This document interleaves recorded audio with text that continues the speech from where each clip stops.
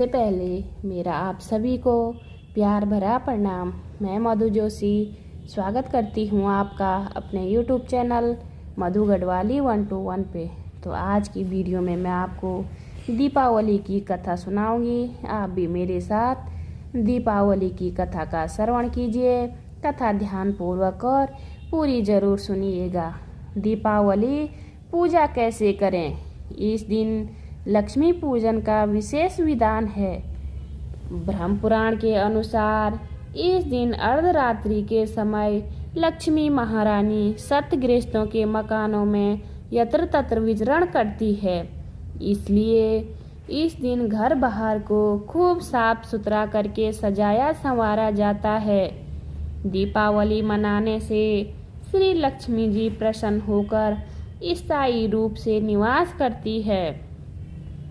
कहते हैं कार्तिक अमावस्या को भगवान श्री रामचंद्र 14 वर्ष का वनवास भोगकर तथा आसुरी वृत्तियों के प्रतीक रावण आदि का संहार करके अयोध्या पधारे थे।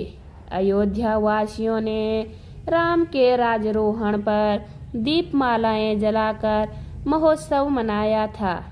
इसलिए हिंदुओं के प्रमुख त्योहारों में से दीपावली भी प्रमुख है।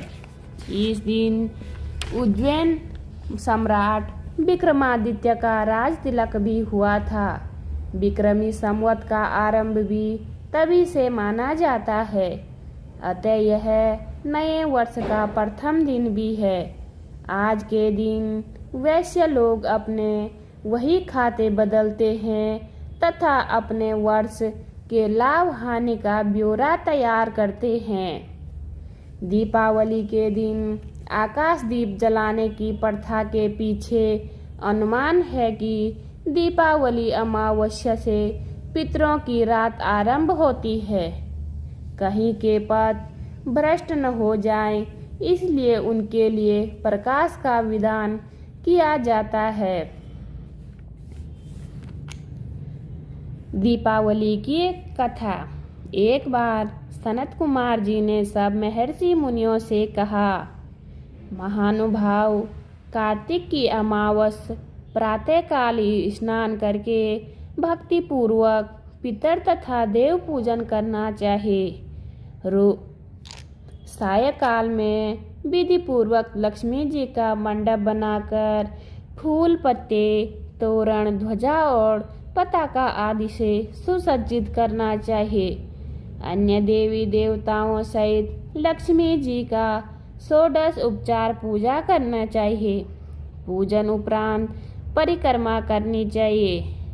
मुनीश्वरों ने पूछा, लक्ष्मी पूजन के साथ अन्य देवी देवताओं के पूजन का क्या कारण है?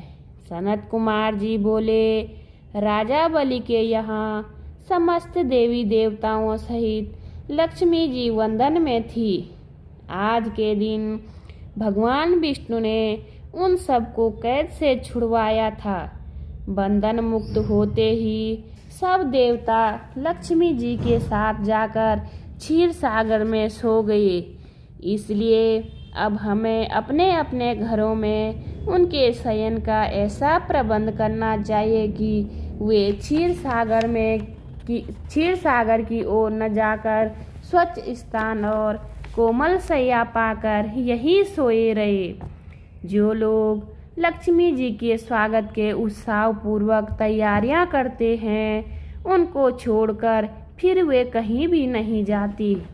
रात्रि के समय लक्ष्मी जी का आह्वान करके विधि पूर्वक पूजन करके नाना प्रकार के मिष्टान का नैवेद्य अर्पण करना चाहिए। दीपक जलाने चाहिए। दीपकों को सर्वनिष्ठ निवृत्ति हेतु अपने मस्तक पर घुमाकर चौराहे या शमशान में रखना चाहिए। दूसरे दिन राजा का कर्तव्य है कि नगर में ढिंढोरा पिटवाकर सब बालकों को अनेक प्रकार के खेल खेलने की आज्ञा देनी चाहिए। बालक क्या क्या खेल सकते हैं, इसका पता करना चाहिए। यदि वे आग जलाकर खेलें और उसमें ज्वाला प्रकट न हो तो समझाना चाहिए।